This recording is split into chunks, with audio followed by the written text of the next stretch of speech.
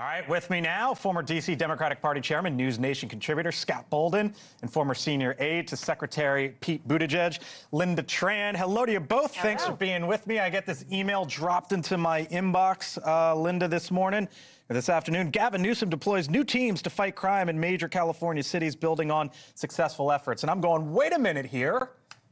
Is he trying to parlay off of the thing that Donald Trump is talking about right now? What's going on? Well, so I wish I had talked to his team and heard more about their strategy. But from the outside, what I think is happening is he's trying to pull back this whole framing about being tough on crime. Okay. I will point out, though, this is not the first time that Governor Newsom has decided to do this sort of increased presence and this approach on crime. They did the same thing in San Bernardino late last year and had some good results there, which he also touted.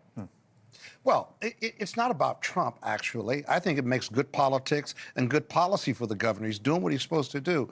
The Democrats don't want crime to be run rampant in Democratic or red states, quite frankly. They want to continue to push for safe neighborhoods and for people to feel safe. And so this idea, the Trump narrative about we're going to put ICE agents down there to fight crime, that means that everyone who's in this country illegally is a violent criminal, and that's just not the case. What Gavin Newsom is doing here is he's expanding the deployment of the California Highway Patrol.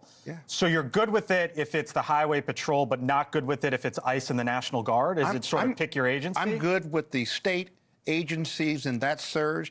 If Donald Trump called up Gavin Newsom and said, listen, we want to help, we want to partner with you and work with you on strategically placing federal agents to support what you're doing to keep crime down and make Americans feel safe, I don't think that he would have a problem with that. Why aren't you good with the federal agencies?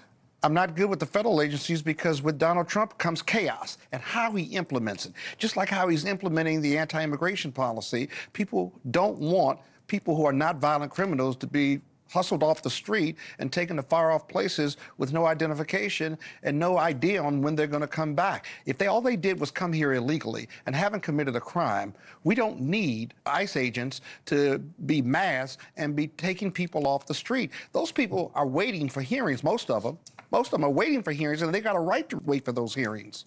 There's also just a difference, too, between deploying the National Guard, which is explicitly legally not supposed to be deployed as a civilian law enforcement entity, and for Gavin Newsom to decide that the actual state law enforcement should be participating, supporting these things. Here's the question, though. I posed this question on this show last night because Muriel Bowser, the mayor here in Washington, expressed views that were positive of what the president was doing. And I said last night, if Muriel Bowser's first, I wonder who's next. And Gavin Newsom kind of like opened that door a little bit, and it makes you wonder if more Democrats are going to move in this direction. Well, he opened the door in that he obviously thinks that crime should be addressed, and it's a good thing when crime goes down. But what Muriel Bowser also said is that the broader impact of having ICE agents descend on D.C., the National Guardsmen armed in D.C. with their armored vehicles, is actually not good for the community. And they're not in these high crime areas where they're being deployed in D.C. And remember, D.C. is a federal enclave, right? Yep. He has a right to do that, possibly, but he can't do that in the other major cities in the independent states. Hear from you both later in the show. Linda, Scott, thank you so much.